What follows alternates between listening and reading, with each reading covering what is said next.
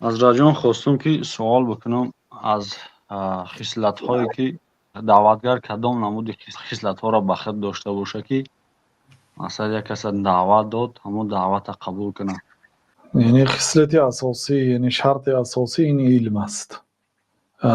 بدون علم بله آدم مسلمان امی هم دیگرهای دعوت کرده میتوند، لیکن به قدری که میداند. اما آدمی که مردم دعوت میکند به سوی الله سبحانه و تعالی، و من احسن قولا ممن دعا الی الله، کیست زیبا سخنتر از آن آدمی که مردم را به سوی الله دعوت میکند و عمل صالحا، خودش هم نیکی عملهای صالح میکند.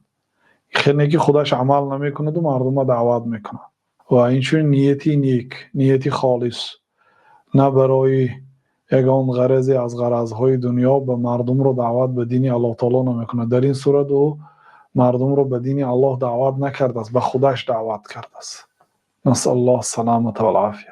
باید خالصا لله دعوت کند با علم و اینچنین خودش عمل داشته باشد.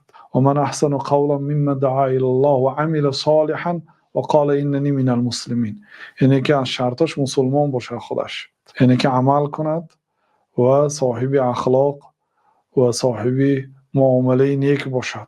یعنی به مردم با سخت گپی، درشت معاملگی، تحقیر مردم، این چیزا که مردم رو دعوت کرده نمیشد. الله تعالی گفت که ولو کنت فظا غلیظ القلب لانفضوا من حولک، اگر تو یک آدم درشت معامله، سخت گپ میشدی، مردم از گرد تو میگریختن. هیچ کس این دین اسلام رو قبول نمیکرد. فبما رحمت من الله لنت لهم، این مهربانی الله تعالی بود که الله تعالی به تو خلق زیبا داد، تو به مردم معامله زیبا کردی.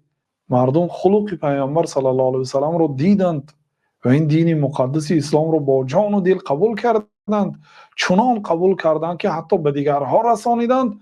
اونها هم تا به دیگرها رسانیدند. تا زمانی ما این 14 عصر گذشت، 1400 سال زیاد شد، دینی مقدس اسلام به ما رسیده آمده است و ما به جان و دل قبول داریم.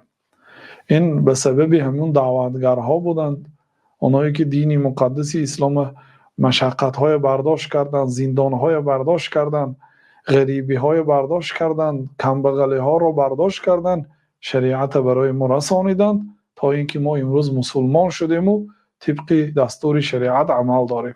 ولی البته این یک فن علاهیده هست، اسلوب دعوت، اصول دعوت، شرط‌های دعوت، یعنی فن علاهیده هست.